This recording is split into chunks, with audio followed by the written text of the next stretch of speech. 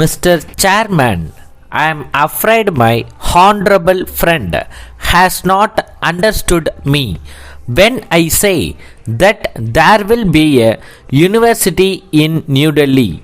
It will not be without colleges or the necessary facilities. I take it that it will mean a good and big expansion in New Delhi, where quite a large number of student population resides. Some of them travel 8 or 9 miles every day.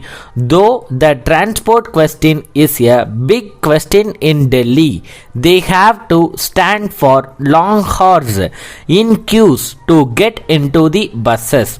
That is a big problem. It is the duty of the central government, as also the Delhi University, which is said to be national university under the central government, to give admission to all the students who want to go for higher studies. Till recently, the Punjab University was conducting evening classes and conducting examinations, but this facility has now been removed because the Delhi University did not want that its jurisdiction should in any way be infringed by allowing any other university to exercise the powers that should be exercised by it. With the increase in the number of students and the closing of the evening colleges, the problem has grown bigger, so the starting of the correspondence courses is quite welcome. It is also good that it is thrown open to students who are residing in any part of the country. This is the one way in which our difficulty can be met. After all, many young men want to go in for higher education or want to go to an evening colleges or attend a part-time lecture, so that while they are earning, they are able to improving their qualifications. They can put themselves to much better service. This is a good feature, but I do not think it is enough. The Honorable Minister says that they will start these courses only with the arts classes. This is a new experiment. I do not say it should start with all other subjects like science and technology, but I think it will meet only a very small fraction of the difficulty being faced by the Delhi students, particularly when our country is advancing very rapidly and students of science and technology are more and more eager to find admission. It will be something to introduce these courses, but not in any half-hearted manner. I somehow feel that these correspondence courses should have started at least with 3 subjects, which were mentioned by the minister just now. Another thing that he mentioned is that the same teachers will set the papers, the lecturers, etc. This may be good feature, but the teachers who are teaching in schools and colleges may not be well conversant with the method of correspondence.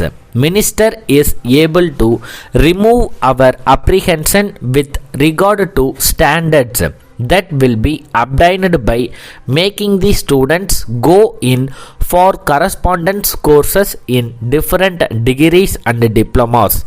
I cannot say that the Delhi University has discharged its responsibilities so far as providing advanced education to students who come out of our schools is concerned. To the extent it should have done, I can say with confidence that there is a great resentment among the student population in Delhi that the facilities which Delhi University is providing are not enough, and even the existing colleges are not up to the mark.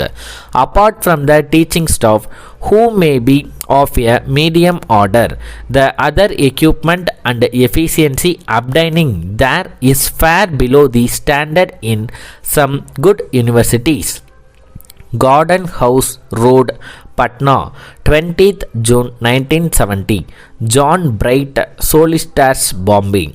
Dear Sirs, we have pursued your amendments in the draft contract that think it is well to write to you at once upon 2 or 3 points that are vital. In the first place, it is impossible for the vendor to deduce a 40 years title. He purchased the property under conditions which precluded him from calling for or inquiring into the title anterior to the date of the deed mentioned in class 3 of the draft contract, and as that deed is dated more than 30 years ago, we trust your client will be content to accept it as the root of the title. We observe also that your client wishes to postpone the completion of the purchase for 6 months from the present time. This proposal the vendor is unable to entertain. He informs us that he told your client before any offer was made that the sale must be completed by 25th of this month at the latest. He is not prepared to extend the time, and he instructs us to say definitely that if the sale is to proceed, the date named by us for completion must remain unless your client is willing to give way. On these points, the negotiations must be considered at an end. On hearing he is willing to do so, we shall revise the draft for your approval. Yours truly.